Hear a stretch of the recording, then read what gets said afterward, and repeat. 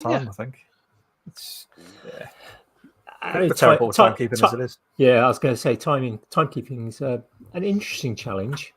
Yeah, well, I struggle with this as well, so I know how you feel, gents. What's that? Time's an illusion. Lunchtime doubly so. Time doesn't exist. It's one of my favourite quotes. It's made up. Yeah. It's made up. Yeah, which direction are we even going? It's the Romans' fault. I've never been good with timing though. I was thinking about this the other day. I was talking to Rasmus and Jan and Red, and I was thinking about another podcast. It was another podcast, which is going to be my attention grab later. Yeah, just a bit of revenge for kind of having them being on us with us last week. But I was thinking about an incident that happened when I was doing my teacher training, and essentially what happened was that all the different subjects had to kind of prepare seminars to teach the other subjects. So the physicists would prepare seminars on physics topics in order to share with the biologists and the chemists, because everyone ends up teaching a bit of everything. And it was a really nice idea, and it was a really useful idea. And I had to prepare something on magnetism. That was the topic I was given. And we were basically told, right, you're going to get, I think it was like 15 minutes to deliver essentially a summary of, in my case, magnetism. No one bothered to stop me until it had gone 45 minutes. And basically the time was up for that particular session. It was just like, but I've still got more to say. It's like, yeah, get off. Yeah. So, timekeeping still, I'm not good at it. I'm good if there's a bell. If I know there's a bell coming, I'm all right. So Pavlov is good topic. Yeah. Okay. Interesting. He did study psychology at school, so we could go there. Yeah, no bell, I'm no good. Ding ding. Oh, is it time to finish? Right, okay. Yeah. You may as well start trying to finish now. It'll be about the right time by the time we're done. I'm trying to remember that joke. There was something like going into a library and asking for a book on Schrodinger and Pavlov. The librarian saying they're not sure they've got it, but it rings a bell. Yeah. Something like that. Nope. Sounds about right. And all the psychologists in the room went, whoa! Sorry, couldn't resist. Wow. We've got quite a few people in the chat. Yeah, all the usual crowd by the look of it. Saying hello. What are you drinking there, Andy? Thistley Cross. It's a brew that has been introduced to me by my bestest of pals, Mr. Mapletree himself, Dale Kirkwood. Lovely. This is the oak cask one. Absolute, if you can get it, I don't know if you can get it in England, possibly. It seems familiar. Not one I've had, I don't think, but I might have seen it on a shelf in a supermarket at some point. We get it up in Morrison's up here, so I'm assuming Morrison's all over would sell it. It shouldn't be just something that sticks to Scotland, although the more it stays up here, the better it is for me and Dale. So thank you very much. Yeah, I think beers there tends to be a little bit of regionality even with supermarkets. Oh, this is cider. Okay. So it's a whiskey cask Scottish cider. Really nice. Really, really, really nice. I prefer my ciders and my meads and that type of thing. I'm not really a lager drinker, although I will. Yeah, I'll have to have a ganders next time in a supermarket. I'll tend to avoid them if I can. Check it out. It's seriously, especially the cask one. It's definitely the nicer. I've been getting into my stouts recently, vocation stouts. And I've got a chocolate and caramel stout from Morrison's. That's delicious. And they do loads of really interesting ones. And Tesco used to sell. They did it's a banana and chocolate stout. It was about 11%. But it was just like drinking like a alcoholic banana and chocolate milkshake. It's delicious. I said to my son as he's up and visiting, we'll on the way home we'll pick up a cider. He can have a little bit of cider, and we'll go through a couple of different varieties because it's good for me. Because then I get to find other ones that I like. Mm-hmm. And he goes, "Well, hey, I'm drinking cider, and I shouldn't be drinking cider. I'm not old enough yet." But he's not drinking loads; he's only drinking half. He's over 5. He's not allowed to buy it. Well, yeah, true. But you know, I mean, I'm That's fine. not encouraging him to drink. Well, no, that's a lie. I am. But yeah, you know, if his mum ever watches it, then no, I'm not. It wasn't me. It's all him. It's all him. There's, you know, sort of method to that madness, really, in that, you know, if you're introducing it as a thing, try this, see what you like. You know, it's kind of removing that temptation to hit 18 and go and drink everything. Do in the bar and exactly end up what I did. Yeah, exactly. I think he's very similar to me, so I don't think that's going to help. But yeah. As Dale says, it's apples are made from cider, so it's his 5 a day. So I can't blag that with his mum. So yeah, definitely.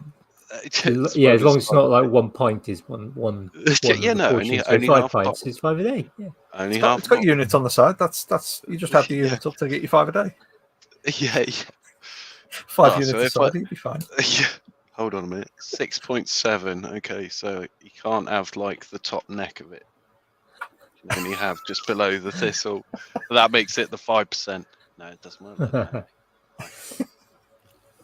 Which with our kids, a couple of times we kind of we're having like wine or something with meals, or something sparkly, like a celebration. Kind of go, do you want to try a bit?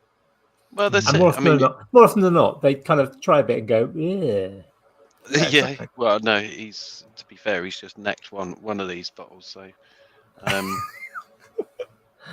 yeah. No, he hasn't. If his mum's listening. Yeah, no, he didn't. That was me. Might have been Donna. Although if she's listening, sorry, Donna. When my eldest turned 18, she started kind of going through our. We've got a kind of a drinks cabinet as such here. It's where there's like 20-year-old bottles of stuff that have never been finished. Spirits and like, she's like, can I try a bit of this? Can I try a bit of that? Can I try a bit of this one? And just like going through, it's like, yeah. To be fair, most of them probably were past their best anyway. Well, some of it doesn't go off, but it's like it's a bottle of Kirsch, and neat Kirsch it's not something that is particularly enjoyable for anything. We bought it for cooking. Yeah. Some things had gone. We had a bottle of dessert wine, masala. It's just like it should have been finished in the 6 months after it was opened, but after a few years, it was like tucked away at the back, and that had gone. So that was what you say is you made yourself some dessert vinegar. It needed filtering. Let's just say. Yeah. Oh. See, you want to get into brewing your own stuff. I started brewing mead before Christmas. Now I thought everyone was going, "Oh, it's really hard." It's really no, it's really not hard. If you've got a brain, anyway. And I bet I've got loads of batches on the go now.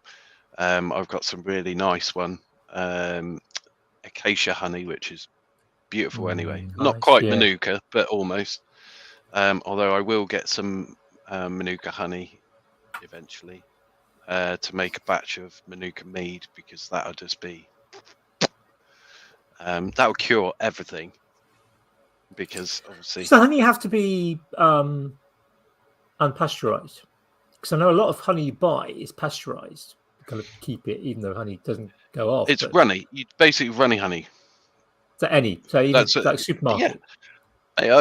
My first couple of batches of runny honey, I went and got like Lidl's basic of basic, like we're talking 59p or whatever it is for a jar, and just weighed out 1200 gram of it, put it in demijohn, and then filled the rest with still water and mixed it until it was completely mixed.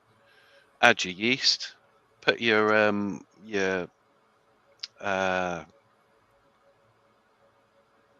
Airlock. thank you, airlock on the top of the bottle, and then leave it for like 3-4 weeks. You can see it bubbling away within a couple of hours.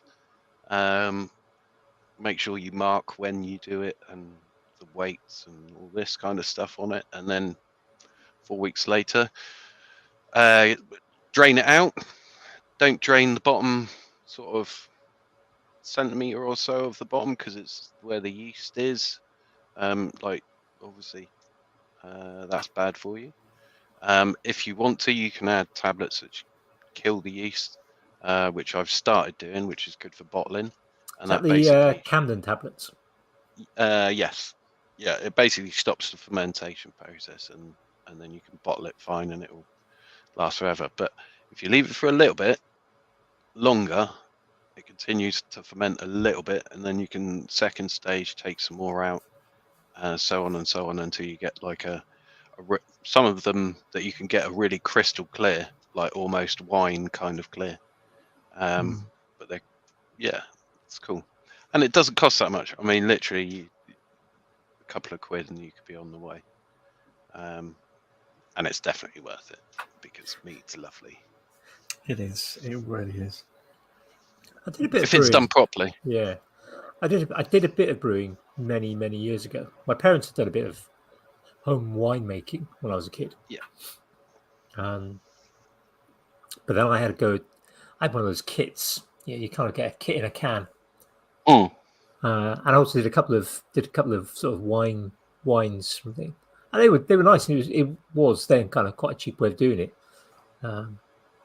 It's still cheaper than going out, but it's not something I've done. Oh crikey! Certainly since I was married. It's well before I was married. So, yeah. But I never really, when I was growing up, I never really had alcohol. My mum and dad, I can only ever once remember my mum getting drunk in my whole entire life. No, that's a lie. My sister's wedding. That wasn't her fault. Like before I went to university, never. Like they were proper, like strict.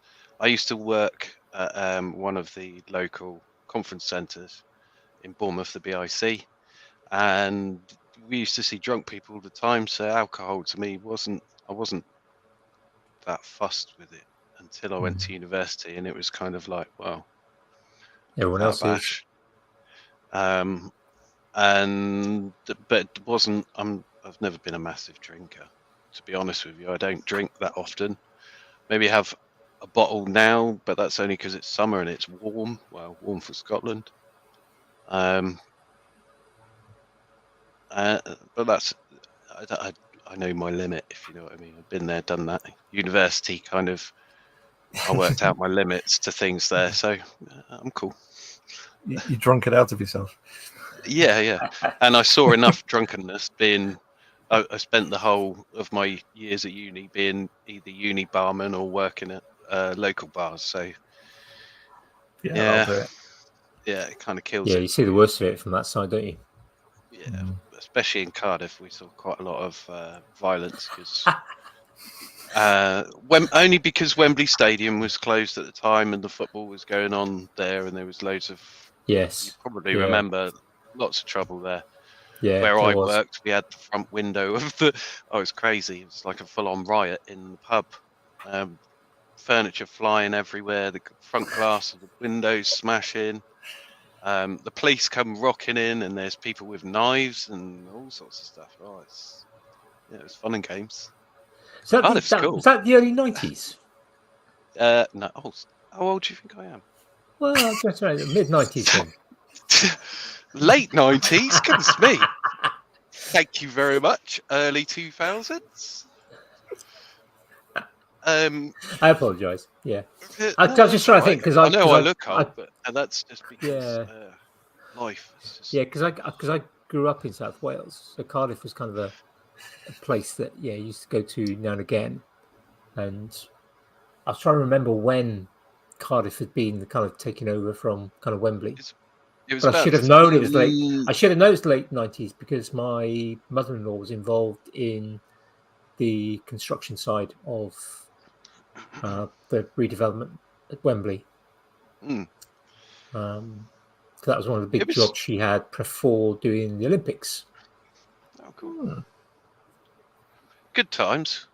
Good times. I did enjoy university, but yeah, didn't enjoy it at the same time. A lot of stuff you learn at university, especially when you're studying a subject. But we'll go into that later if you want to go into that. Well, Cardiff has a reputation, has had a reputation of being a kind of university town that concentrates around the union. It's well known for kind of being one of the sort of biggest university unions. That's if you go to Cardiff University. I went to UWIC, which is the University of Wales Institute Cardiff, which no longer exists. Basically, the Polytechnic or whatever it was before that, and whatever it became afterwards. But it wasn't part of Cardiff University. It was a total separate entity. Okay. Which was weird because our campuses were all over. We were Llantrison, Kincoid,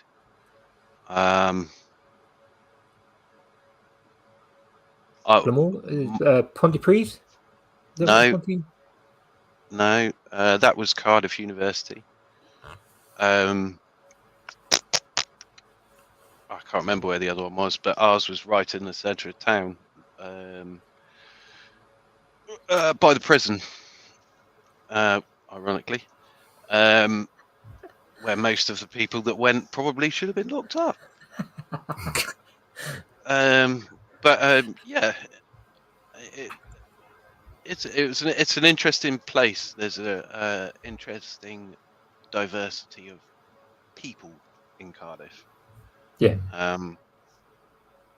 Every race you can think of. Very broad. It's Little England. It's what it's called. It's cool. Good. Nightlife's pretty cool. It's a nice city, and its reputation improved kind of late 80s. They put a lot of work into trying to improve the infrastructure, improve the kind of quality of the city, kind of what the nightlife was like, the shopping, everything. Kind of there was a lot of investment trying to establish a cafe culture, and they did in my opinion, a really good job on it because previously it had been pretty horrible. Yeah, when I went, all three of me in my head. It was very. What's the word I would use?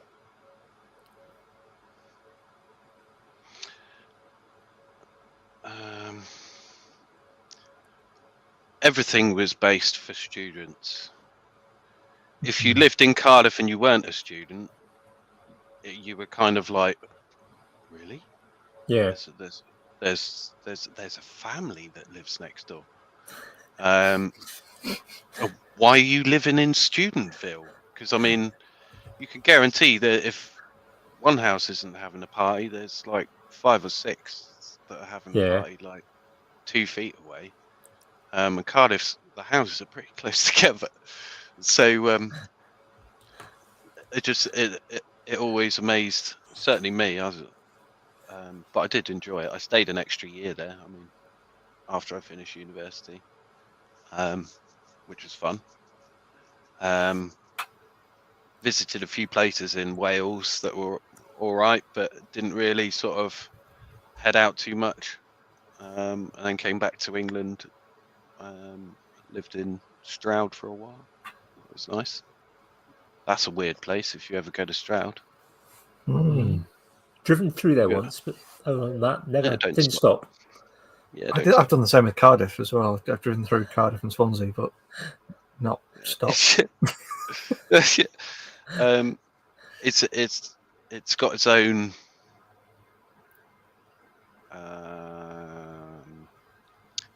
There's a weird. It's on ley lines. It's right in a valley, and it has its own weather system. And I kid you not, like proper its own weather system, because it's in a valley. It will have. But there's like an aura, a proper aura about it. I don't know if it's creepy or not. I could never really work it out. But it's a place I'm not too confident about going back again, so maybe it is creepy. Partly because my ex-girlfriend still lives there, but you know. That'll do it. Yeah. That'll kill it. I think, for me, a place like that is Leicester. Oh yeah. Went there as a kid, and it's not in a valley, so it doesn't have its own kind of weather system. But we'd gone there. My dad was from Hereford area, so it was like somewhere like, right, let's go up to Leicester for the day, kind of the day out, and we kind of parked the car up and we kind of went onto the sort of high street, and the place just felt cold. It was the middle of summer. Yeah, we'd been boiling all the way up, and you kind of walked into the sort of the town area, and it just like it felt cold, but in a way that didn't seem like weather related. Really odd. I can still. this is like I must have been about 9, 10. So we're talking, over 40 years ago, and I can still remember it. And it was just like, parents were like also kind of like, yeah. And I think we stayed about 5-10 minutes and we left. Yeah. We went down to Hereford or Hay on Wye or something like that, and just kind of went somewhere else other than Leicester. And it's a lovely day out then. But it was like, it was weird. I can't even think if I've had similar experiences like that. You must have I've been to plenty of weird places, but I don't know whether that's just commonality of me going to places and then feeling weird. I might be the common problem here. Maybe that was partly my problem. Maybe it was my aura didn't fit in a space like that. Maybe that's what it was. Never considered this possibility. Ooh, don't know if I like that. I'm sorry, you're welcome. Yeah. It's their fault. It's not my fault. It's theirs. It's cool. But yeah, I mean, the good thing with Stroud is very artistic. Has a lot of stuff with witchcraft, which is possibly why. That's odd. There's a lot of places that kind of have that kind of, where there's kind of a conflagration of kind of people who are into kind of witchcraft, spirituality, but also there tends to be kind of the arty side of things. It's something I've noticed a few times, but it's not something I've ever really explored. It's like there's a place down in, I'm trying to think what it's called, Devon. As you go from kind of sort of Plymouth to somewhere like Torquay, it begins with T, and I can't remember the name of it. It's a fairly short name, and that's a very similar sort of place. And everyone locally kind of goes, "Well, yeah, it's a weird place," but it's also known as a very arty place as well. See, what you'll find is that the okay. So having studied art and art personalities, I am an observer. I observe people and things. That's what I've done all my life. Since I was at school, I was always told not to look out the window, to stop looking out the window, but to me there was more interest out of the window than there was someone writing out in a book. However, observing their reaction to me being like that is interesting, because I never understood why they didn't understand why I wanted to look out the window. When you can see so much beauty, so many different things, how can you not look out the window? Especially when you're on a third floor in a maths room. Why would you do that? Fair point.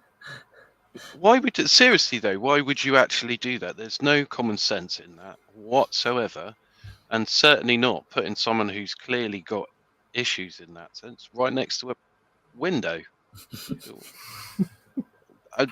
or close enough for a window that I can properly stare. So as far as I'm concerned, it's his fault I failed maths. It was his failing as a teacher. No, I don't really blame these people. Please, like seriously, it's all me. It's my effort. I didn't put in enough effort. Didn't get the grades. Because I was too busy looking out the window. So it's the outside the window's fault, really. I wasn't. No. It's nature's. It's not anybody's fault. It's just who I am. It was how I was. How I have grown up. How I've always been. My parents, I've always found it hard to keep my attention on just one thing. My mind's like, but focusing on like my art and stuff like that sort of draws me in a little bit.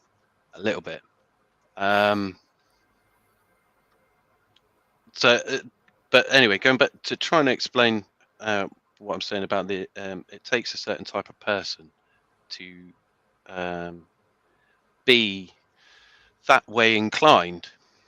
Now, that type of person happens to be very similar to an artist. You have to be slightly open-minded, and you will find that the majority of the spiritualist people are the open-minded, more likely to be open to new things, more likely to express how they feel.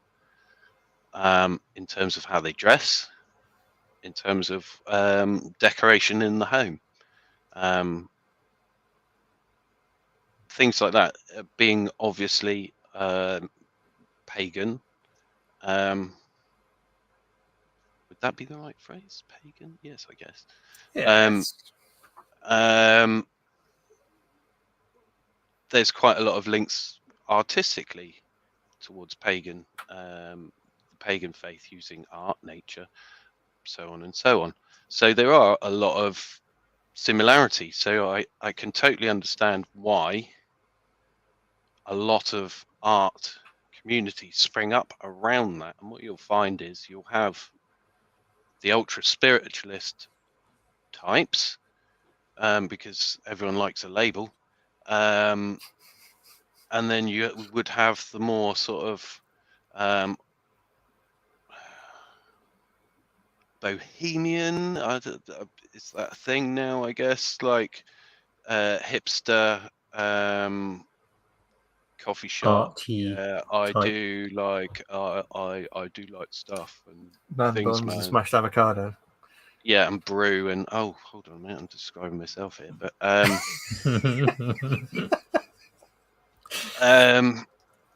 see. I would, all of these things I fall into, I guess, in terms of appearance, the way and the stuff that I do, is all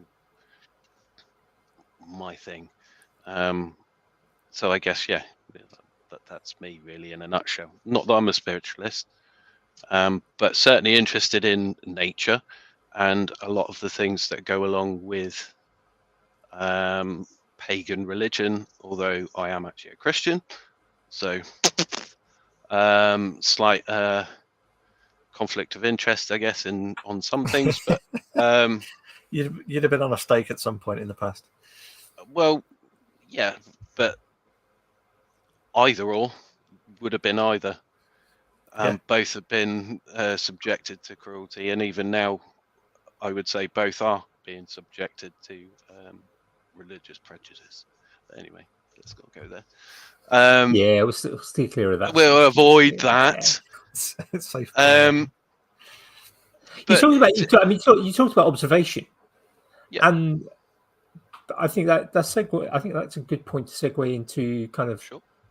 the you put a video out a couple of days ago, which you were talking about observation as being a critical skill in developing skill in art. It not only is it's the basis. It's not just you need to do a little bit of observation. No. You don't do a little bit of observation. You need to constantly observe. That's the foundation, and then you can build on top of that observation. And if we're learning in terms of art, because as you intimated, I've started a school of art, and essentially it's I guess the reason I started it, I got frustrated with lots of people saying I can't do this, I can't do that, I can't draw, I can't do this, I can't do that. Well, why can't you? Granted, I went to university. I studied 13 years of art. So yes, I can draw. I wouldn't say I'm an artist, a drawer, a sketcher, or a painter, or anything like that. My clear skill is carving and sculpture. It's what it's always been. I've always known it. Just didn't really want to accept the fact that that's what it was.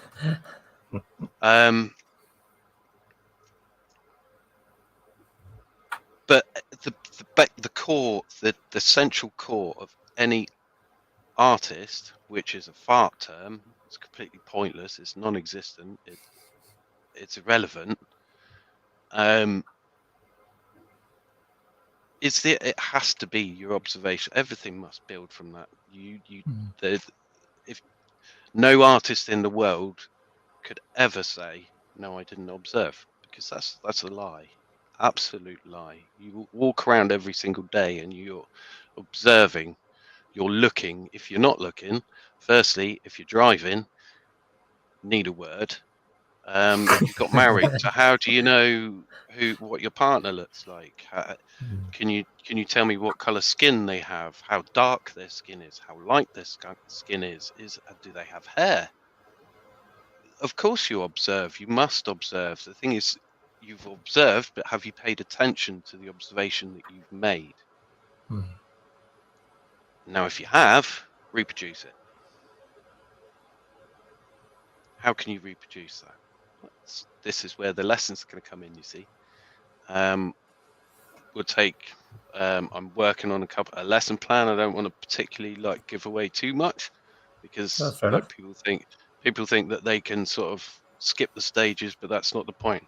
If you're wanting to learn from me, it's my way, and you'll do it slowly, and you'll observe. Observe is the most important lesson, hence why lesson 2 hasn't come out yet, because time needs to be spent on observation. It's the most, as I say, it's the core thing. I'm not fond of the term artist. I'll put it out there, and I know I'm not alone in that, and I know there's quite a few people that have also studied art who are not fond of the term artist, or even the labeling of art. Ooh, I've got so many questions. Yeah, I've got so many things to go. pick on. I want to go back just initially to kind of talk about observation. I mean, I think observation is something that people don't practice enough, and it's something that I possibly don't practice enough, but it's something that I am practiced in. I don't think possibly I can probably change my practice of observation. I think I come from a science background, and obviously observation is a key to science. But I've also always been very. I test this week, and I was talking with the optician, talking about how, for me, vision is vitally important, and because I have to have varifocals now because of my age, and the eye isn't as elastic as it used to be. And takes longer for the lenses to change and things like that to different focal lengths. So having those sort of multiple focal lengths within my specs obviously changes how I see. But for example, different types of very focal glasses, the actual sort of lenses, have different characteristics. So you can get kind of varifocals now that are designed for people who are constantly on their phones, kind of digital varifocal and stuff like that. And there's a variety of costs. The cheapest varifocals are like 40 quid, which is fine. But when you actually kind of look at what that means in terms of what you then get as a kind of the person wearing the glasses, you get a very narrow field of vision from them. That's going to be in focus. And for me, that would drive me nuts. So I pay for, for me, it's worth paying to get the most expensive of the varifocals. Actually, it's not technically the most expensive, but they're tailored to me, and they kind of give the best spread. They don't have the digital ones cost more. So I still have very good focus kind of further out. Yeah. Because for me, that's vitally important. I used to wind the kids up terribly when I was teaching because I could sort of see things happening literally kind of almost behind my head. Yeah. And they were like, how did you see me doing that? Because you were facing the other way. So, well, I've got wider peripheral vision than average. Yeah. And I couldn't read behind me. But if I see somebody doing something naughty, unless they're being very discreet about it, I'm going to spot it. Yeah, if they're sticking their fingers up at me, that's I'm going to see it. And so I used to spot things out the corner of my eye that other people didn't. And I've always been like that. And sometimes, but yet I find sometimes I won't spot something that somebody else will. My wife is very good at spotting maybe very small things happening. Maybe quite a long way away. Maybe it's just that she's got better long distance vision than I have. Or a different focus of quite okay. the type of things. Because this is my kind of where my question is, because having sort of talked to artists and over the one of the things I always struggled with kind of traditional art of drawing and painting. Let's call that traditional art. There's lots obviously different types of traditional art, but it's just focus on the thing that people associate with art. If you say the word art, most people think painting and drawing. And thinking about those sorts of things, I have always struggled to try and actually take something that I'm looking at and turn it into something on paper. Now, if I the drawing I've been doing for the last year and a half, 2 years almost, where I'm usually using reference images off Google Images, and they're already simplified. They're already got the kind of key lines that I'm interested in. I'm not trying to kind of like the pie. Yeah. So I'm not looking at, say, like I have a dog. I could try and draw my dog. I would struggle to do that. Yet, if I take somebody else's drawing of a dog, I can turn that into a one-line drawing. Yeah. Because they've already done the observation and taken the key points out. I struggle to kind of think, what would be the things I miss out? Yeah, because most artists, they miss out stuff. They're using blobs of color rather than drawing every petal on a flower or every leaf on a tree. And they're not putting in all the kind of lines, the creases on a t-shirt. They'll only put in a few. And for me, selecting the ones to do is hard. But as an observer, I see things. I see it all. I take in the majority of things. I find, I've been in photography for 40 years. I see things from a photographic way, but that's a different type of art, to use that word. So different people have that kind of different abilities to reduce, to observe, to note. Yes, 100%. However, it's a matter of training. I think you could train yourself to observe, and certainly on request. If someone says to you, "I need you to find Wally in that picture," you will find Wally, because you're being forced to observe. It may take you a while because he's the annoying little. Yeah, I mean, I usually find things like But you finding will. Wally fairly straightforward. Ah, Yes, it might take some time because So- I'm looking for a specific thing. sure. But if you ask me to draw Wally, if you took a photograph of somebody dressed up like Wally and said draw him, that would be Could a you Get a draw bit it from the robot in a photograph? stripy hat, isn't it? Yeah. Wrong way. But that would be down to proportion. You haven't observed proportion correctly. If you're drawing something that you're not seeing, Yeah. do you see what I'm saying?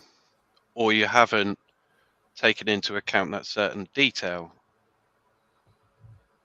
You know, if a trained artist, certainly one who paints, would be looking right. Okay, first, what do you see on films of artists when they're painting portraits? What do? They start measure with the brushes or measure with the thumb. Right. Okay. You can see on the camera there that my thumb is just a little bit bigger than my finger. Right. Okay. So in proportion to that, I could start drawing it on my head that size, thumb size. Take my thumb, boom, put it down. How wide is my head? Right. Well, okay. It's just over my thumb wide. It's techniques that I've been taught the techniques. It's me trying to pass on. That's hence the reason for the school. Hopefully, for people that are either moaning that I can't do this, I can't do that. Right. Well, here are the tools to do said thing. Mm. It's very simple, and it's simple. I certainly find it simple, but that's only because I've been doing it for so long. But they're simple. The way I will be setting it out is simple enough for a child to follow, because I learned when I was growing up how to do these things. So the only way I know of how to teach them is as a teacher would teach a child.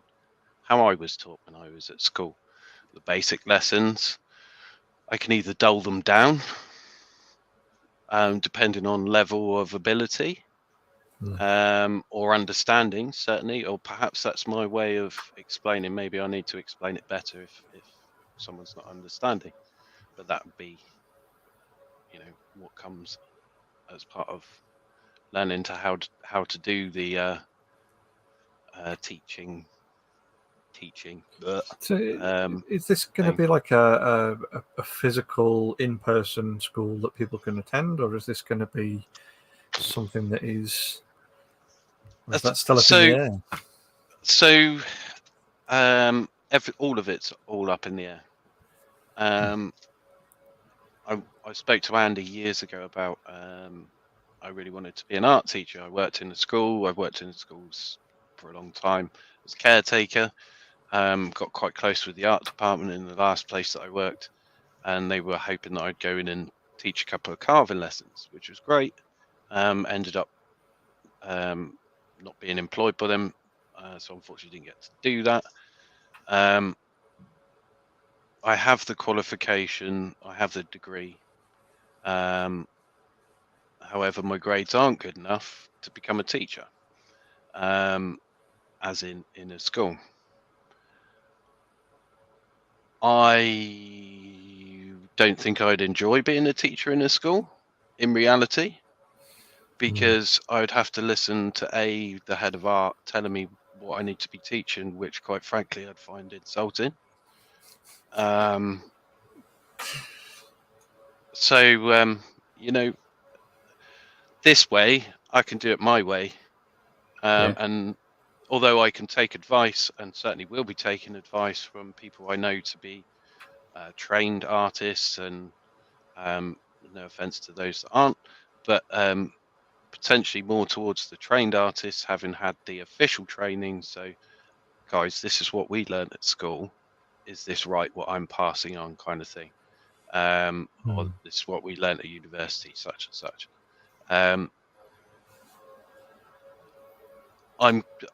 as to where it eventually goes, I'd love to make it a full-time thing. I mean, I don't expect it to get like that, but I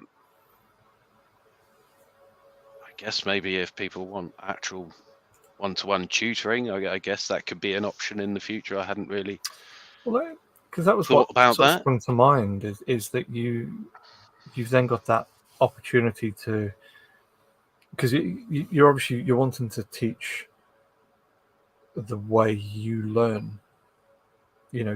Teach people like you, people who might struggle in a more schooly kind of strict, not quite what you want to learn kind of setting, but you've got that ability to pass on the right knowledge at the right time in the right way for that person to learn.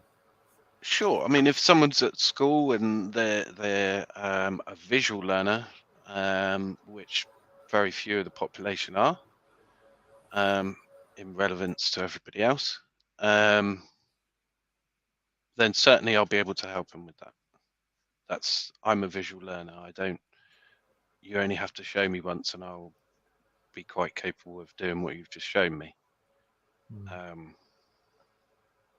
Sounds really arrogant, but that's not it. It would be the same as like people are good at some things. It's just that you show me, I can do the practical showing me of stuff. So can't think of an example, but that's just how I learn, and that's also how my son learns. And we're going through his GCSEs at the moment, and he's struggled because he doesn't do exams. He can't do exams. They haven't followed through with the tests that I've asked, so he hasn't had the help up to this point. Fortunately, he'll be getting the tests and hopefully getting the help. But that wasn't there when I was at school. Such a frequently heard phrase, unfortunately. But hey, we didn't even have mobile phones when I was at school. So I mean, True. The fact that they can access Facebook while they're in a lesson, entire vista of human knowledge and existence. yeah, and Facebook. Well, that's it. Or Google, even Google. I mean, can you imagine if we had Google when we were at school? I would have been like, nah, I'm doing history for a start.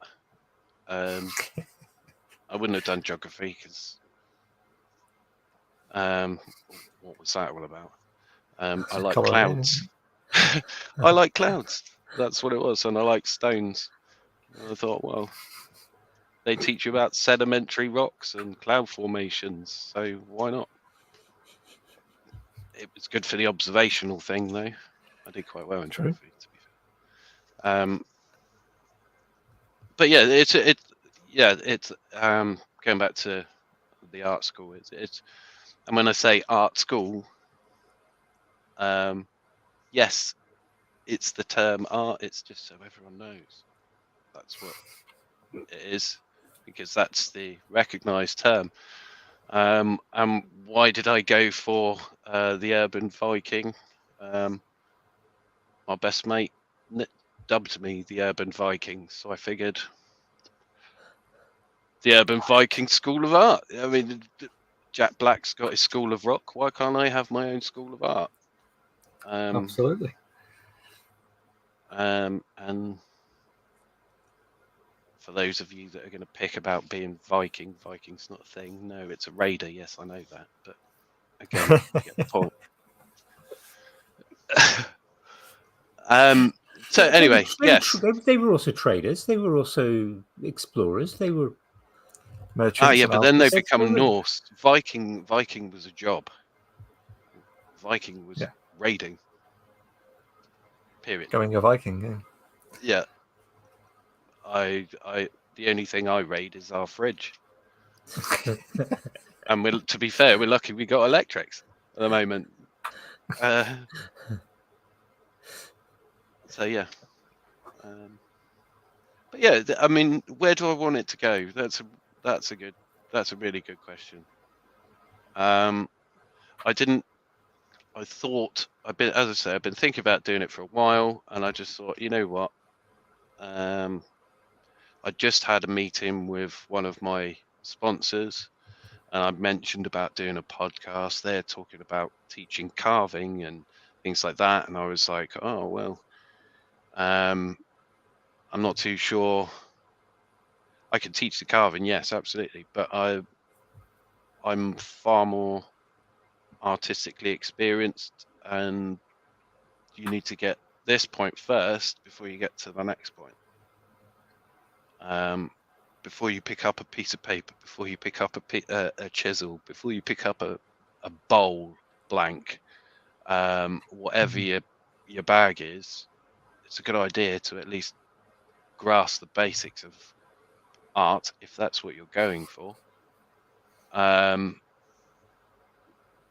Before you start, because otherwise, where's it going to go? Yeah. If you'll produce a better piece if you have a little bit more training, maybe. Slightly arrogant. That tracks. It's learning to use tools, isn't it? You know. But exactly, you're using the most important tool in the workshop, and that's you. Yeah. I'm not calling I've you definitely a been called a Sorry, tool in the workshop. I'm not calling you guys tools, but do you know what I mean? The most important thing in your workshop isn't your tools; it's you. Yeah. You are the creator of. You're the one that powers the machine. You're the one that does this, that, and the other. Yeah. If you get what's in there right, what comes out here, that's a case of learning, like everything else. Yeah, I think that's an important point. I was listening to this week's Cool Tools podcast, and I can't for the life of me remember the name of the gent that Kevin Kelly was talking to this week. But he was one of his things that he does. This guy is he's a wilderness first aid instructor out in the States. Cool. And he was talking about, he does, he's involved in search and rescue and things like that as well. And one of the sort of messages that he mentioned, which is basically the same that you just said, and it's a message that I've heard. I used to be involved in first aid training. My father had a first aid training company. It's something he used to say. It's something that I've heard from particularly members of the special forces in the UK. So it's not about the equipment you carry. It's not about the equipment that you might have. The most important thing, the most important tool is your brain and your ability to use things, to improvise, to be able to assess situations, to be able to maybe take something that isn't the best kit, but use it in the best way. Yep. And that comes from kind of your practice, from training, from thinking about the different things, and not just being reliant on a tool. I mean, again, thinking about the military, I've these conversations with more experienced members of the military who kind of basically laugh at, some of the maybe newer guys who sort of turn up in kind of, if they're allowed to buy their own boots and they turn up in kind of really expensive boots and they turn up with, really expensive knives hanging off their webbing and things like that. And they just sort of laugh and go, yeah, that's fine till your boots get wrecked and you're resupplied with the basic ones, because they're not going to be sending you a pair of your 250 quid Dana boots in your size. They're going to send you, standard issue boots if they're resupplying, because your boots are falling apart because you've been in the jungle for 3 months. And what are you going to do when you've lost that, £500 custom knife, and you're back to kind of using the kind of standard issue sort of things? It hasn't got my compass on it. Yeah, and having that kind of that way. If you've got what's going on in your head, that's far more important. 100%.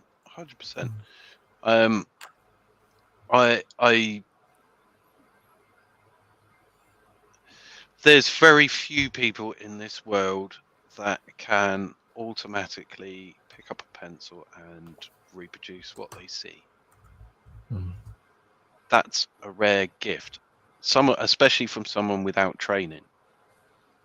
If someone without training has that skill level, you know that unless their life takes them in a different route, they will be good at what they are doing. Those people need to be encouraged. Those of us that aren't that way inclined, I'm not in terms of art, I am not a sketcher or a painter. That's not what I'm interested in. Can do it, can reproduce, and all of that kind of stuff. But for me, reproducing the human form or a form or shape is easier with my hands. A pencil's not my hand. A Dremel, my sponsor, that, although is technically like a pencil, is my hand doing the work, because obviously my It's hand an extension of your hand. It's that drill that three-dimensionality, isn't it? Exactly. The only way that I've managed to do that is through training. Jonathan Whitaker, you know Jonathan Whitaker? Yeah. He's learned how to do his. He knows his angle grinder is the extension to his hand. His chainsaw, likewise, a chainsaw for myself. We're similar disciplines. No way am I on the same skill level as him. He has his style. I have mine.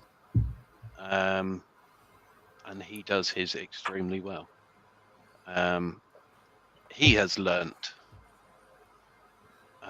over years of doing it how to get to where he is. I don't think Jonathan's actually a trained artist, but the length of time he has been doing what he does, the training has come with it.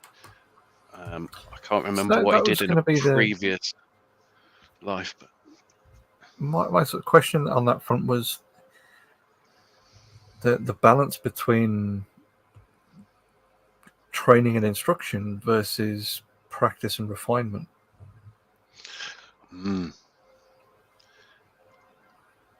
Obviously, the lessons, everyone at school gets homework.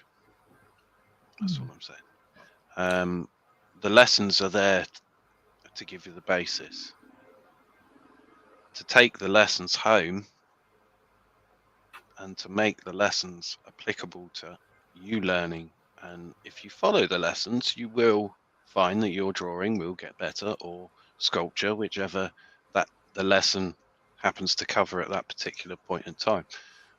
It's almost like a fast track, isn't it? Because you can all of the things that you know how to do through sculpture and carving, you haven't been shown every single one of those in a kind of a lesson setting. Some of those are things you've developed or trained or learned yourself.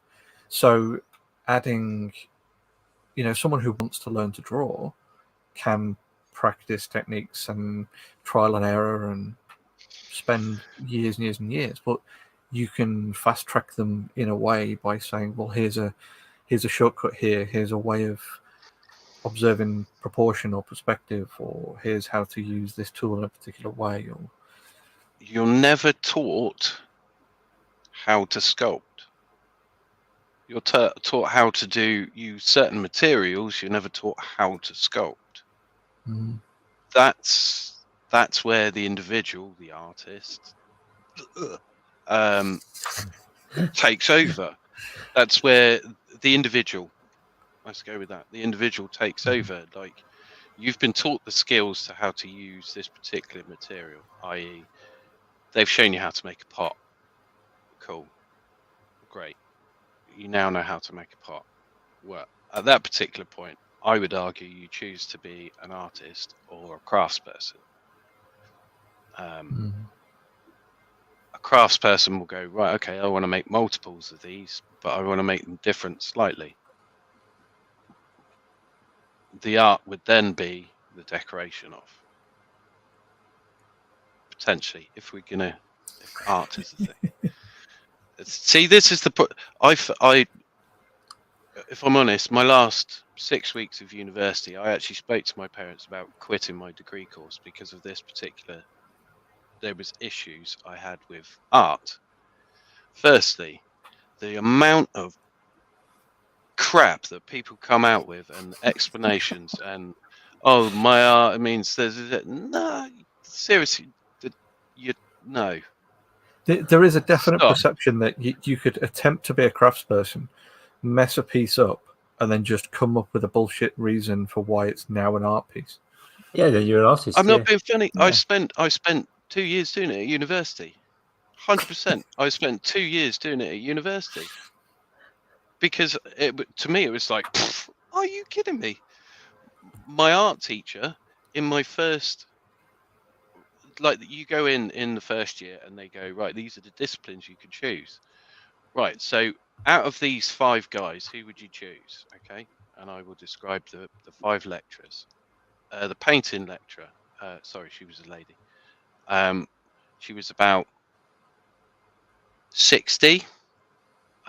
She was very rigid in her dress, and she had really freaky, crazy glasses that were bright red.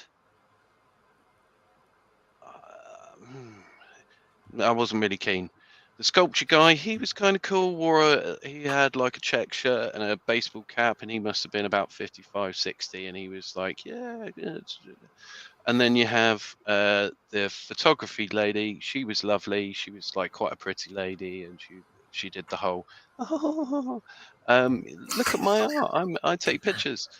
Back in the day before digital, so it's proper photography, not the click. Oh, look. I've just reproduced that image that I've just seen. It was actually developing the film. Anyway, I digress.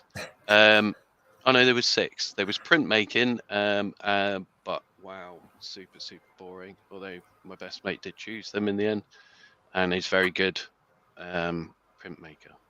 And then time-based studies. You have the guy's name is completely escapes me now.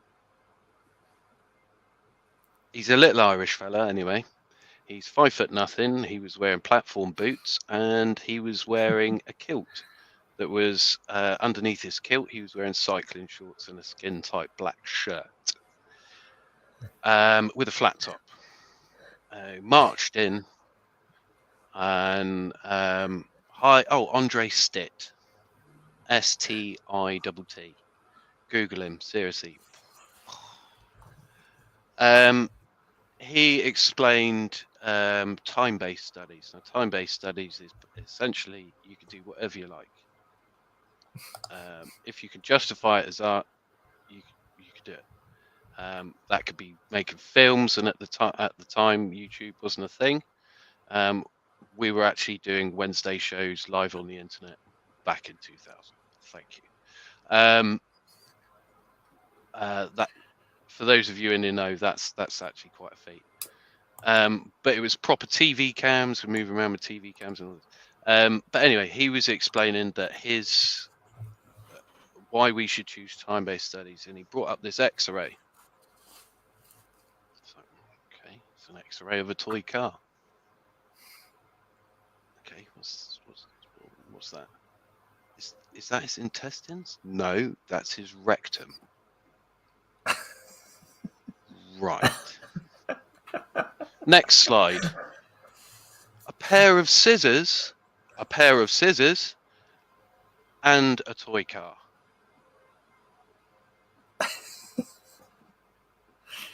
This doesn't sound like time-based studies. This sounds like lube and Tetris studies.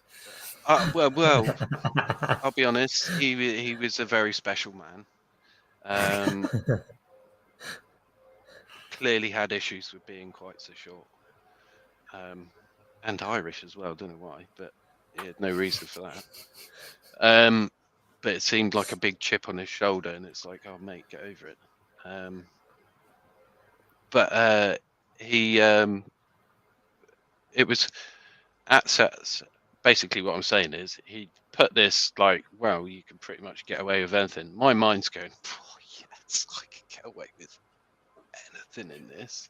All I have to do is just go, oh yeah, it's because of this, and come up with some like a dissertation essentially of why this is art, and it just seemed ridiculous. So in the last 6 weeks, I phoned my dad and I said, Dad, I'm quitting. I'm coming home. He's like, what? I was like, I can't stay here. These guys are just. After 3 years of listening to, in particular, that particular man about how he's justifying, he got paid £16,000 for kicking down a curry down main street of a town centre. When he gave us his justification for it, it was referencing the immigration at the time, because quite a lot of Indians have come to. You got paid 16 grand for that, and I'm sat here paying 28 grand to come to university. You're getting a healthy payout because my girlfriend lives next door to you. What the heck? This is a joke. It's an absolute joke, and this is from my lecturer. Believe me, he wasn't the only one. That are just, you look at them and you go, okay, like I can see some of them. The sculpture guy, to be fair, was absolutely amazing. He was fantastic. The texts that we had were absolutely fantastic. Neil and Paul, they were fantastic, absolutely fantastic. Cleared up my pig's blood after the summer holiday, and that room stank. And they didn't complain. They actually came and told me. They were like, "Oh yeah, we cleaned up after you." I was like, "Oh, thanks." Was this an art project or some kind of ritualistic thing? It was an art project. Or just a happy accident. No, it was an art project. I was trying to see how far I could push it, essentially, and turns out I could push it quite far. And I actually felt quite disgusted with myself, the fact that I could push it as far as what I did and get away with it. Because I got a really good mark for that particular piece, and I made it up. Completely made it up. I made a false situation in my life, told everyone it was real, and then did an art piece on it. And the whole piece was, guys, I've actually made this whole situation up. This was the time. This was the piece. This whole entire piece, including the lie that I've told you throughout the whole of this project, is the piece.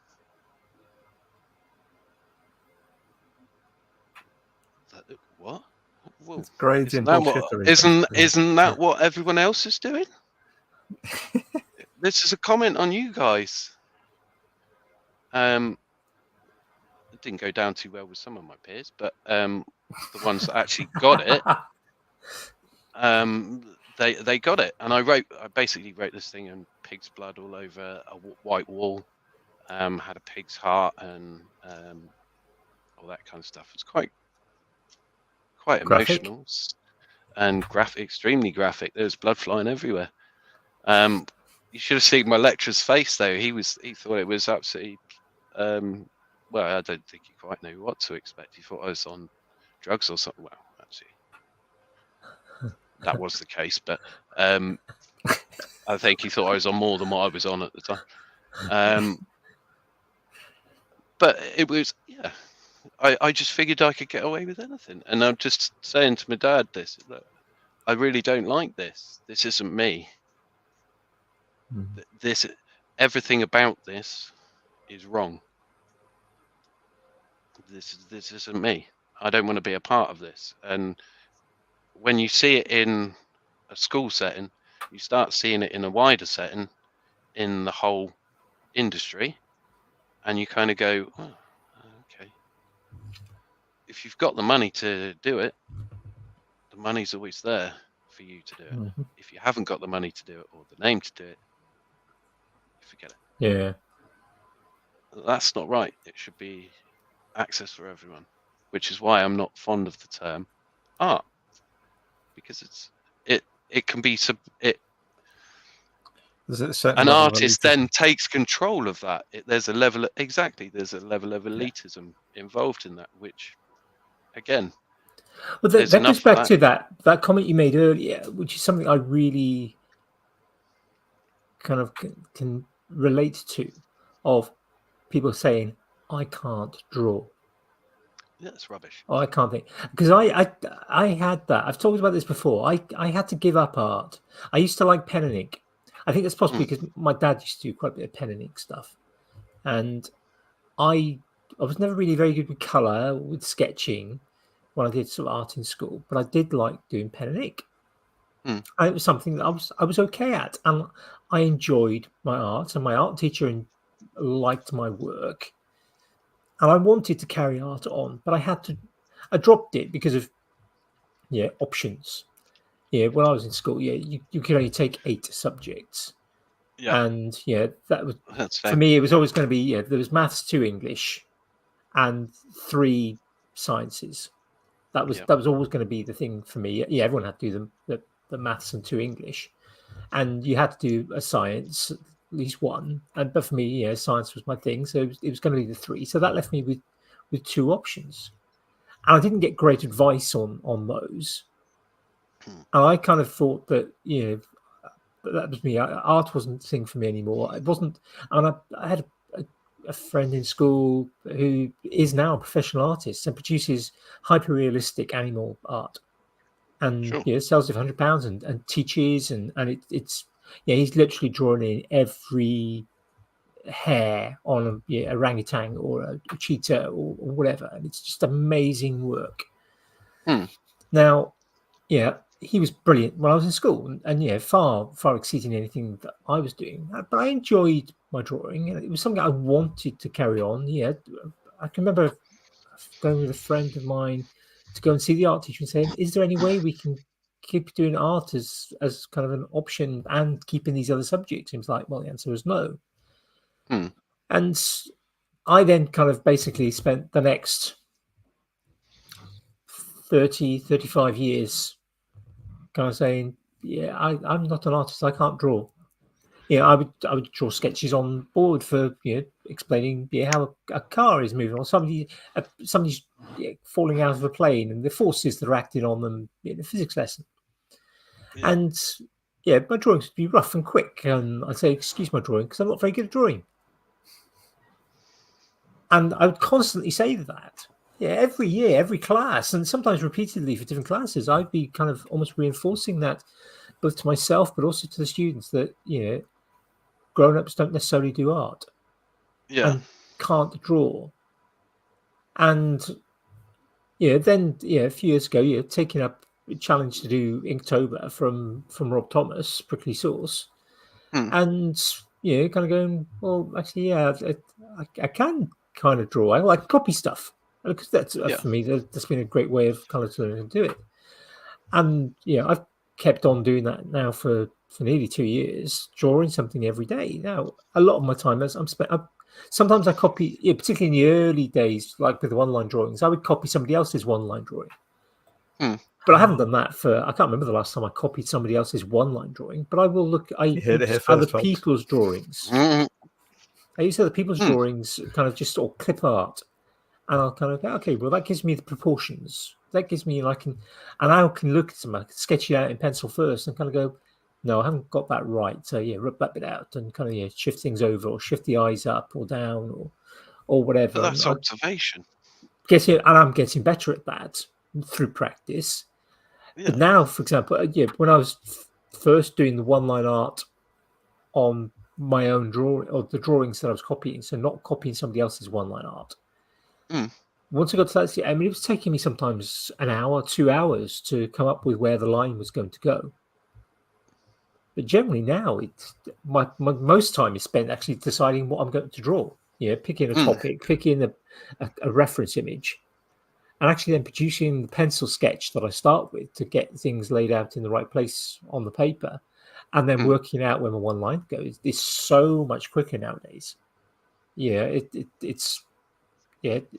It's 5 minutes, 10 minutes to do the entire thing once I've decided what it is I'm going to draw. Yeah, And you that's can come through you the can learn practice. lots of different techniques and different medium. You could use different mediums that would force you to do different things because of what they are. Charcoal, for example, you'd find it extremely difficult to do a one-line drawing with a charcoal. However, you could do the shading. You can do the basic shape representation, as I would. A lot of sculpture is representation. You'll find that certainly the lot of stuff that I do, there's enough detail there for you to know what you're looking at that your mind will do the rest. Yes. That's where you need to. That's where people not necessarily need to get to, but like will find it helpful to get to a stage that I'd like to get people to. Certainly, a few people. Not everyone will get there because everyone has different levels of ability, different skill levels. Possibly, I don't know. We'll have to see. Someone who's completely like I've never picked up a pencil in my life. It'd be interesting to see if after the lessons that someone could actually have the ability to draw, make art, which is a ridiculous term. If art is subjective, Either everything is or what was nothing. the point of me going? What was the point of me going to university, study art, if art is subjective? If someone can pick up a pencil the next day, draw on a piece of paper, and someone say it's art, and it's art. What? It's ridiculous. The whole thing's ridiculous. That's the thing I always struggled with, like Tracy Enim, and the famous kind of where she came to fame with the messy room, which which is just and it was just like I could never get my head around that as a piece of art because it's like you were saying, it's just utter drivel, invented, but yet completely fawned over by art critics. See, Caro and I would probably 100% agree on this. Pretentious.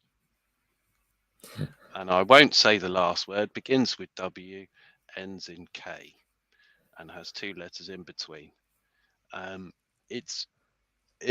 Again, as I say, someone's made up.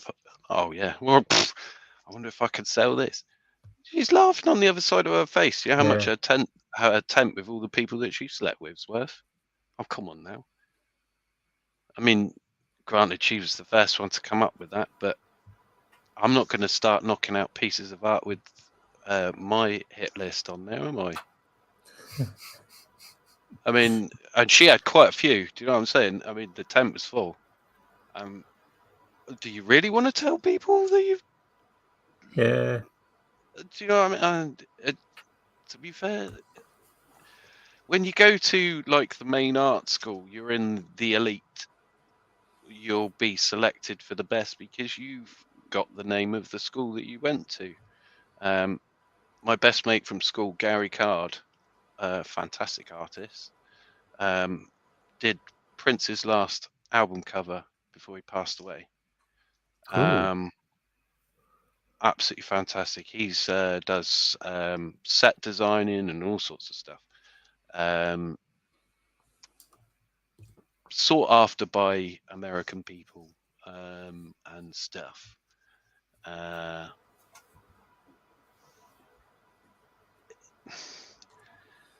he went to London and studied in London.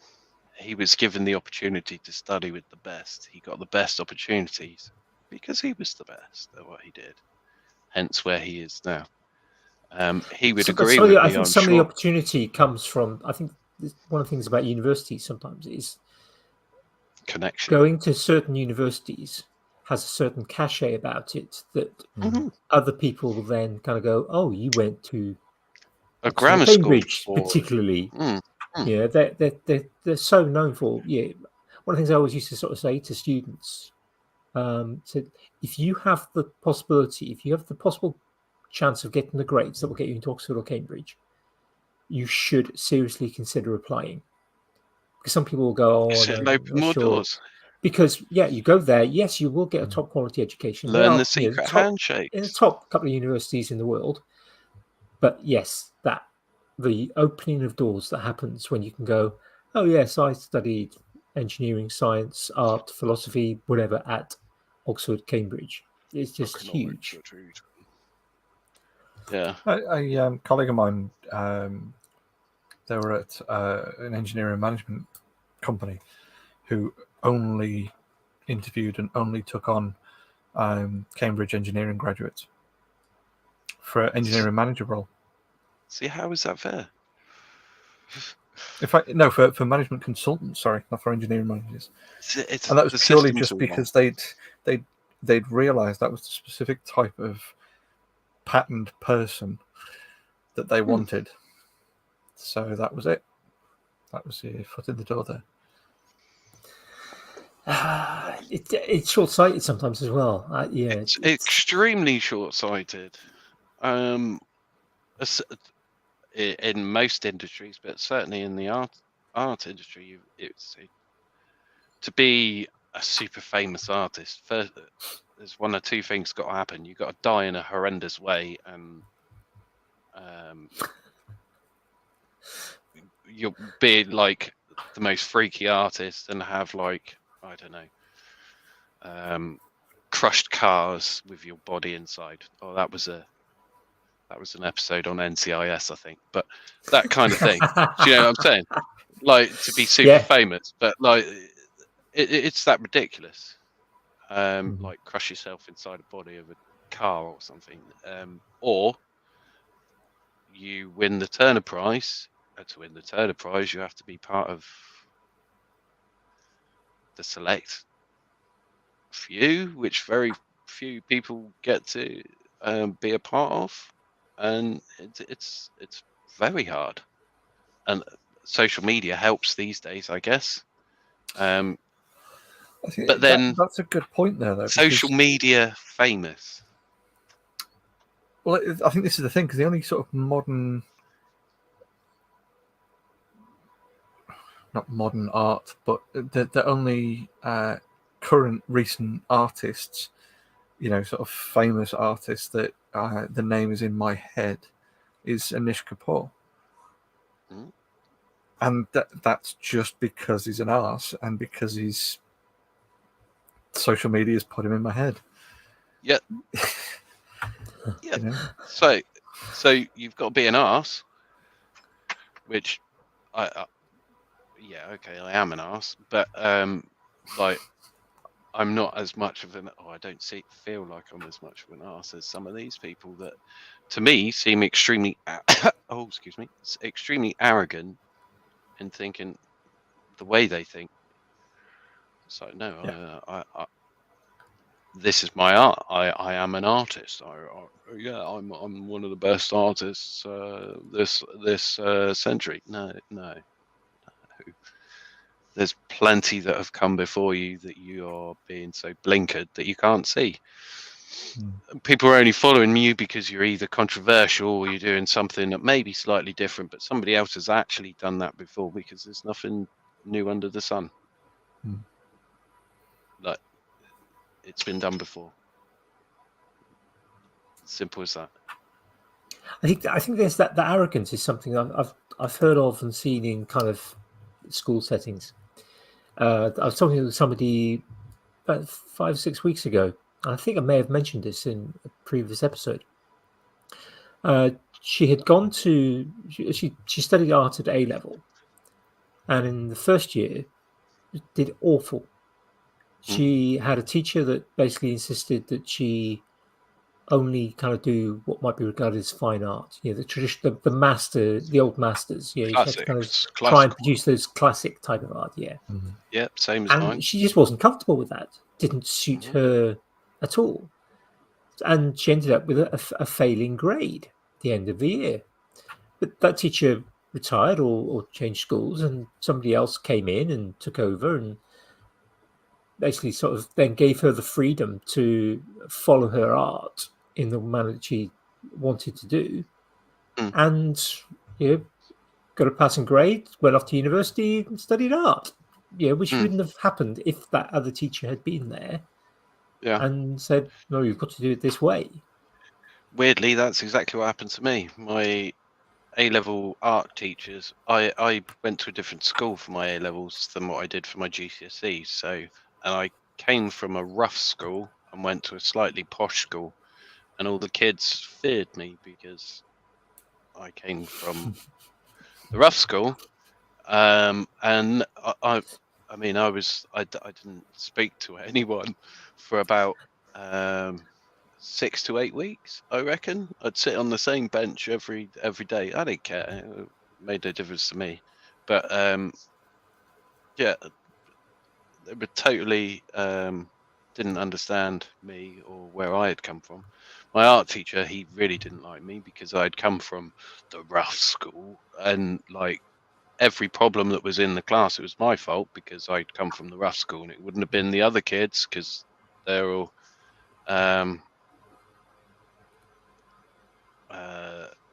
they were all good kids from good homes, and he knew nothing about me. Went away to Italy, and I was with the school, and like I caused a few issues in Italy.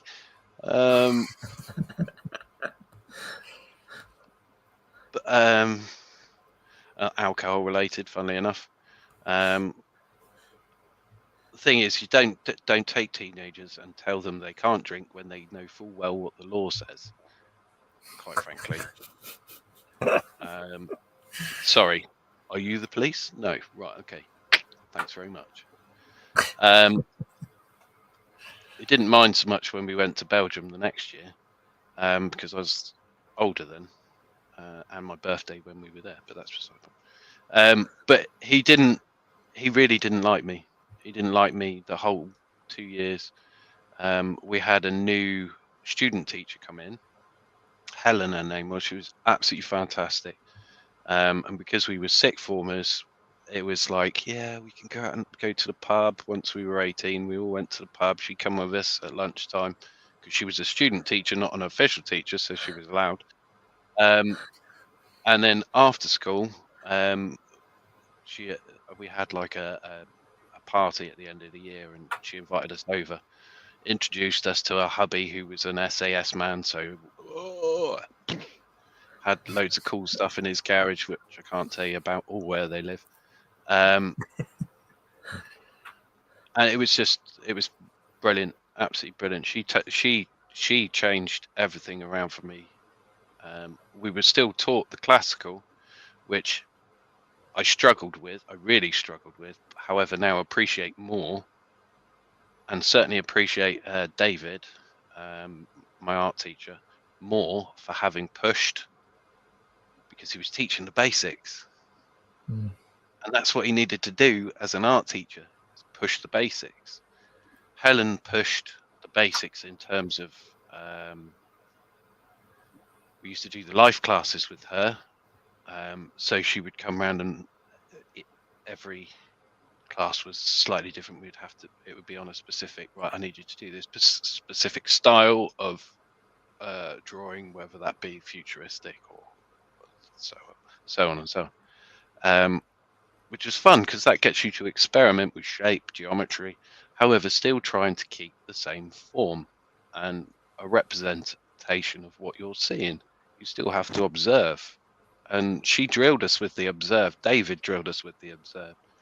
And so did Bryn as well. Everybody, it had to be, your main focus was the observe. So yeah, that's where you got to learn. Is from the observe, then step up. The drawing stuff's practice, learning the technique. Maybe drawing's not your thing. Maybe sculpture's your thing, which we'll go into. Right, okay, maybe we'll try with clay. Okay, so you want to make a face, right? You need to measure the proportions of a face. How far up is the nose? How big does the nose stick out? Is it rounded? Is it like a strawberry, like my nose, or is it like my missus, which is not like delicate and beautiful? Careful. Absolutely. Yeah. They're very different in how you would reproduce that. So, but you need to observe to get these things, and the rest comes as training, practice, like every other skill that we all have. Whether that be woodworking, wood turning, everyone started at one particular point. Metalworking as well, you started at one particular point. To get to the point where you are. Well, that's the thing is, we've all started at like the same point of learning not to soil ourselves, learning to get food from the plastic plate in front of us into our mouth, not round our face. You know, everything else is practice and technique. Why should art be any different? And would you refer to art as a job? Because if it's a job, then is it a skill level that gets you to the best of the best? So, and if it's a skill level, if you've had the training, does that mean that you're better than somebody else? See, it's an elitist system. It's rubbish. Ignore it. Well, as it's a subjective thing, it's purely a way of either finding or convincing the person to tell you at that point that you are better than someone else, or to give you money. Yeah. Well, yeah. But does art exist? Yeah, crazy. Yeah, lots of things. Art college is fun. They teach you all of this stuff. They arm you with all this stuff. But I can guarantee you will find the most arrogant people at university studying art. I think there's a select number of courses that have a very similar range of people. I think you'll find the majority of them in the art department. Unfortunately, that's the way it is. If you're taught to believe in yourself and to be confident, so you have to believe in yourself. And if you then become a professional in that area, a teacher of art, then you're going to have an increased amount of that, even if you're not necessarily a production artist. Yeah, I get it. It's mate. It's sticky wicket. Yeah. It's a conversation that could go on forever. That art it's just a pain in the bum. It's the reason we have so many problems in today. The reason there's so many labels in society is because of the art world. 100% convinced of it. Because in art world you have a painter. So when you describe an artist, you have a painter. Okay, so what type of style does this particular painter use? What kind of paint does this painter use? What generation is this painter from? The list goes on. This is where the art world is causes a lot of problems. Just too generic. Is a label? It's just too generic. Well, I suppose it's the same thing as history or geography or science. It's a singular word that defines such a massively complex selection of labels across the board that has subgenres of everything. History would be based in fact, though, because it's happened. But so science. Science, absolutely. Art isn't based not all in history. fact. I would argue not all. Having had two kids go through history GCSE recently, I would argue that history is not necessarily based on fact, but interpretation of the records of events. So you're saying that there's art in history as well as there being art history? There's definitely creative people in history that have made history creative, i.e. they tell it how they see it. History is always written by the winners, isn't it? But then would that be literature or would that be art? And is literature art? Shakespeare, is he art? Yeah. I mean, he wrote plays, so technically, is Shakespeare the artist for having created the play, or is the performers of the play, the artists. Well, I think they would all be subjects in classed as. school would a very long time ago, you would basically divide everything into either art or philosophy, and the philosophy covered the sciences and maths as well as philosophy. Philosophical art, though. Yes, of course, but this is how kind of that division existed, and art included things like history and geography. Geography kind of also, because obviously you've got things like social geography and you've got physical geography. So physical geography would end up in the sciences, but social geography would end up kind of in the arts, and literature, of course, would come under art from that point of view. Yeah. You're creating. I mean, some people argue that the definition of art is something that creates a response, an emotional response. So if you create something that creates an emotional response in somebody else, then that makes you an artist. It's almost like that division between philosophy and art is almost people are not people, or inside the brain, outside the brain, or that kind of. I mean, so many things can be split down at some center point and miscategorized between things if you make it a binary division. But people make PhDs out of these types of discussions. Yeah, my cousin's got one. That is philosophy in and of itself. Funny enough, he went to Oxford. Hasn't used it. He's a painter now, ironically. Painter and decorator, or painter? Yep, painter and decorator. So he studied philosophy at Oxford, and he's a painter and decorator. Well done, Philip. No, he's I wouldn't say it to his face because he's like 6 foot taller than me. Well, it wouldn't be to his face; it'd be to his knees. That's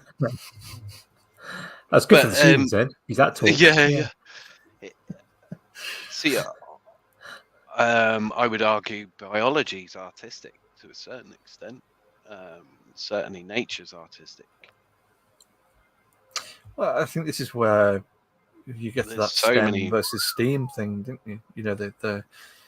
The inclusion of art in STEM to become STEAM for that very reason, because of it's all that classification of observation as well. It's just whether or not you observe and then write it down to become science, or whether you define it so that it can become engineering, or whether you paint it or sculpt it. But also, as Einstein said, imagination is more important than knowledge.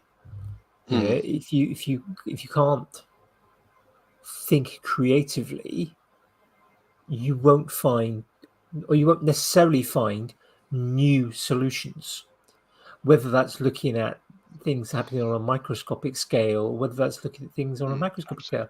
And this is why universities such as Imperial in London, the engineering department a few years ago, I don't know if they're still doing this, but they started a program where instead of taking students with maths, physics, and something else to do engineering, normally further maths or design technology or something like that, started taking A-level students with English, history, art, anything other than they may have had, but they were looking at people that came from what would traditionally call an art side of education. Sure. So rather than the sciences, and they would only Imperial is one of the top universities in the UK, so very much take people with high grades, and their basic assumption and their assertion was that if they brought in these people who are obviously very good learners because they've got high grades at their A-levels and are creative, that they could teach them the maths and physics that they needed to become good engineers. But they would bring with them the creativity that is often absent in those who have been gone down the line of being good at just maths and physics. Yeah. And not necessarily can be artistically minded and creatively minded. Yeah. My first intention of employment was to be an architect. That's what my goal was at GCSE. Failed graphics, unfortunately. Lost an apprenticeship because of it to an architectural firm in London. And had to go with my second option, which was art, because I got the best grade out of art, and that's where I went. So and my dad's an engineer. That's what he went to university to study, engineering. He has the technical skill, but not the. He has the creative, but not. It's not as well honed, well trained as mine. Because he was so focused on his engineering, I did the creative and the art then from GCSE onwards. So that's where we separated. My son isn't doing any of those, and yet he's equally as, if not more so, than me, which is quite interesting. He wants to do physiotherapy, but he's totally creative. I've told him that I think he's making the wrong choice, but that's his choice to make, and I won't sort of influence him in that. Choice. One of the things that students in school don't get told enough is that choices aren't for life. Yeah.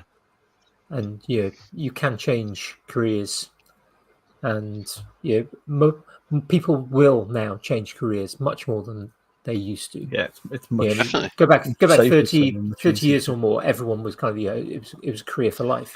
There are very, very few of those anymore. There are some. It helps to have some qualifications in the basics, though. Yeah, that's the most important. Which is obviously he's the youngest in the year. He's born in August, so GCSE's June next year. He's the youngest in the year. He's a year behind everybody else. I've been saying since he was a little one that he has dyslexia, or he's on the autistic scale, and he's never been tested to this point. He's come to his mocks and he's not done very well. So hopefully he'll get the help and pull the grades up because he failed. He only passed one, and that was coursework. And that was health and social care, which he got a distinction in, and yet failed every other.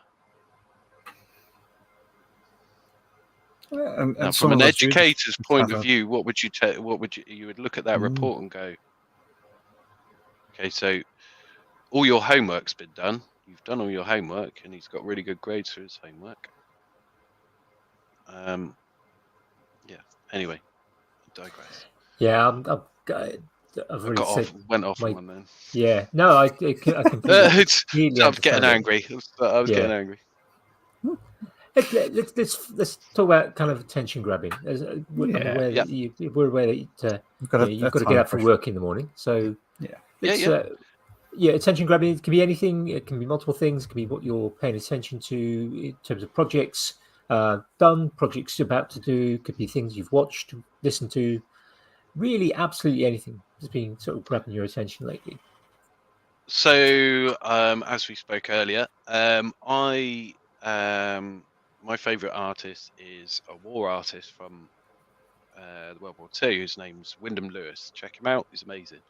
And I find it interesting. He was one of the artists that was extremely prominent in the British modernist movement. during the World War and afterwards. And I found it quite interesting that obviously with the situation that's happening at the moment, how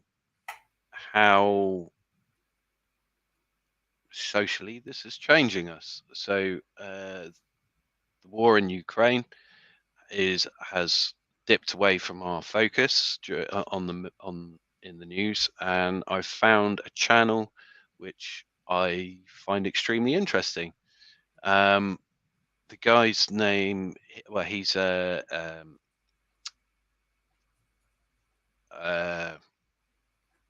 journalist. He interviews POWs, Russian POWs, and he tries to get them to explain their reasons for coming to the Ukraine, and tries to show them as gently as possible. This isn't you're being given false information, and it's interesting how we're given so much information. How do you discern which is true and which is false? And in these guys' case, they assumed it was true, and they've gone and they've done these horrible things. They've been caught, or they've been injured, and they've been captured.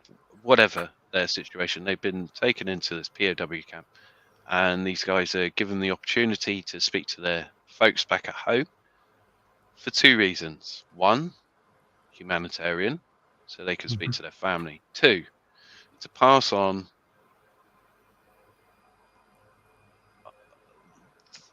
their another view. version of truth. Yeah, another version of truth. Thank you. Which is extremely valuable, and it's a very interesting way of doing things, and there's no reason why he's not breaking any laws. He's very much supportive of the Geneva Convention, obviously, as you would expect. And it's just really interesting. It's interesting that these guys have come from fields, whatever situation they've come from, and you've got two nations, one who technically should really hate the other, sat there in the same room having a conversation and trying to get information, the correct information, to this person and to the family and spread. So yeah, his name's Vladimir Zolkin. I will send you the link to that. I was going to say, please, yeah. And there's also a Russian guy as well.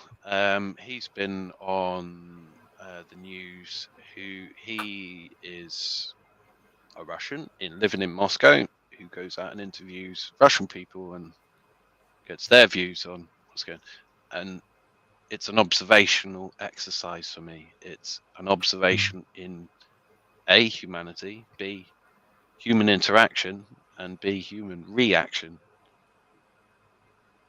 and the expression of feelings. It's interesting. It really is genuinely interesting. Slightly weird, I understand, and maybe a little bit out there, but it's an interesting watch.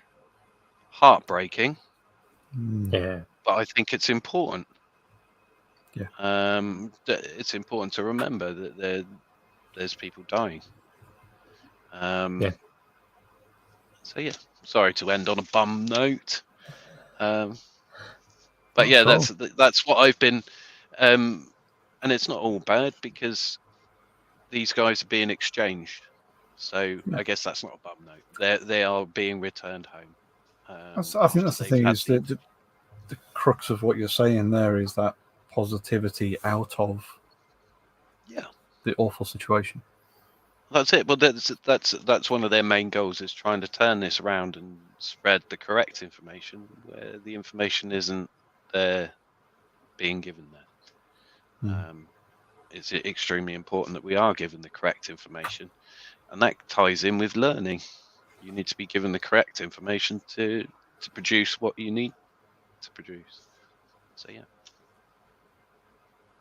I think that's all too important nowadays. We're living in an age where access to information is easier than ever, but we're also in an age where It's the easier to mix of manipulate the information Absolutely. that we get, including the truth, the absolute truth, but also versions of the truth, plus completely manufactured ideas, not just op-ed, but things that are completely and utterly manufactured, that are completely and utterly untrue. Everything that we hear is manipulated to what we are expected to hear, and it's trying to sort out what is right and what is not. Whoa, sound like a crazy person. Get out your tin hats, people. But it's true. It's true. Watch out for the aliens. They'll get you. They're already here. I think they call them artists. Oh, they've been here for generations. You know, the pyramids, they're actually spaceships. You know why? Because I built them. I'm joking. So, I'm pretty certain they were landing pads for the cold attack. Oh, yeah. We used them afterwards. That's what we use. The crashed ones we use for like landing pads. That makes sense. Jamie, what's been grabbing your attention this week? It's been a bit of a physical week for me this week. Been teaching my daughter rollerblading, getting back into it myself. Ouch. So yeah, she'd said a while back she wanted to get back into it, or wanted to get into it, and I've been saying for ages I wanted to get back into it. And I back in March I had a go on some unfamiliar rollerblades. Made a right tit of myself and landed particularly badly. So this week's been the first time back on with a more familiar pair of blades. I'm happy to report, still in one piece, still upright, still doing good. I'm thoroughly enjoying it. So we've been out a couple of times this week. And then we went bowling on Friday as well. So I feel absolutely mullered at this point on a Sunday night. Lots of muscles I haven't been using for a long time. Yeah. Oh. Yeah, exactly. Deep heat. Yeah, I've got the Deep Heat rollerball, which is amazing. Yeah, don't mix it up with your deodorant. No, definitely not. But we know fairly quickly if you did. Yeah. Yes, and for a long time. Yeah. Deep freeze is really nice, actually. You should try that, man. Yeah, I've done a bit of both. Oh well. Gotcha. Not at the same time, but yeah. Yeah. Gotcha. I know how that warm. works. Yeah. But no, that and a bit of prototyping, a bit of 3D CAD. So that's been my making some little functional hinges and stuff for an upcoming teased project. How about you, Andy? What's been grabbing your attention this week? Me, I had some physical things as well. I've been doing some painting and decorating. So filling holes and painting. No wallpaper. Don't do wallpaper. So I've been doing a bit of that. Some decluttering. That's tell me near the Tinkerage.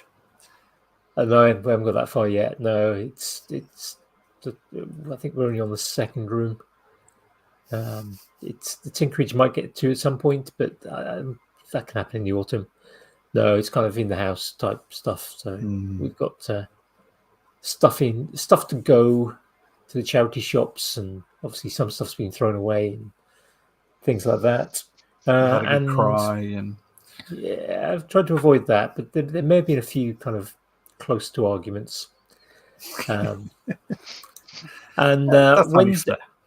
Wednesday night, kind of reversed the tables from last week, and I was guest on 2/3 Focused with Jan, Red, and Erasmus. Cool.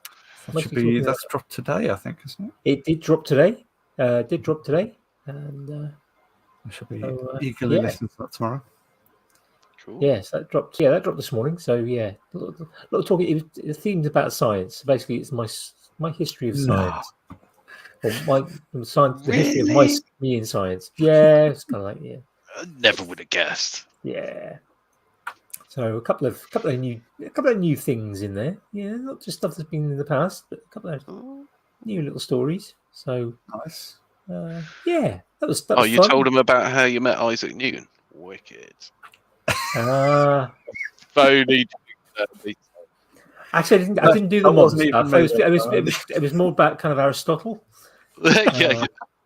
and Aristarchus. Yeah, it's like Yeah. Oh, so you met Wayne boy, back did then they as know well. did they know how to party? I tell you what, yeah.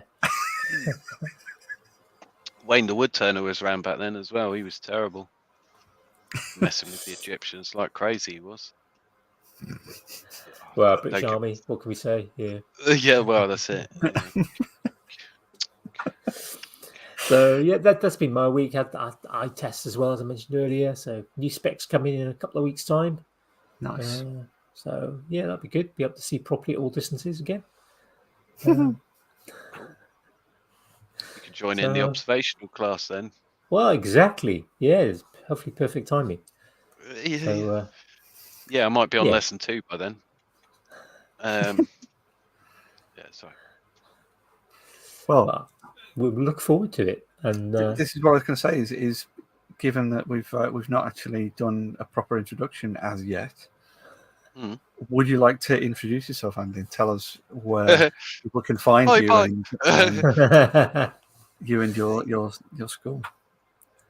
Yes. My name is Andi Heal on Facebook. You can find me on AH Bespoke on Instagram. You can find me on AH Bespoke on YouTube. You can also find the school only on Facebook at the moment. I haven't got as far as to YouTube and Instagram as yet. However, that will be coming. cool. The reels might be helpful on the Instagram platform for shorter lesson. Well, it doesn't necessarily have to be a short lesson, but certainly for a visual lesson. But rather than just writing a lesson, I think there needs to be a visual element as well. So it'll be either a video or like a Q&A type, podcasty type setup. Yet to be confirmed. We'll see that. But I forget the name of what it's called now. The Urban Viking School of Art Facebook. Cool. I think links will be in the links will be in the show notes in the morning. Yeah. Thank you very much, gentlemen. Thank you so much for joining us, Andy. It's been a pleasure. Yeah. Oh, you're more than welcome. It's been great. Thank you for having me. Great chatting. Yeah. And, long overdue catch up. Yeah, I'm sure we'll indeed, chat again absolutely, at some especially point. for you and me. Yeah. Yes, definitely. Well, you never know, might get you coming on the art school. I might do live art lesson. That'd be quite cool. And then you could come and join in an live art lesson. Anyway, along. Yeah. I say chatting I at the call it back. art. Yeah. I'll have to come up with a different name for it. Yeah, you can have to come up with a different name. Else. Yeah. Yeah, we don't do art. You don't here. use art and artist. Yeah, we'll see. Cool. Sounds good. It's been a pleasure. Thank you again, Andy. Yeah. You're welcome. So, thank you. Yeah, so thank you, folks, and we'll say bye-bye and see you next week. So, bye, folks. Bye.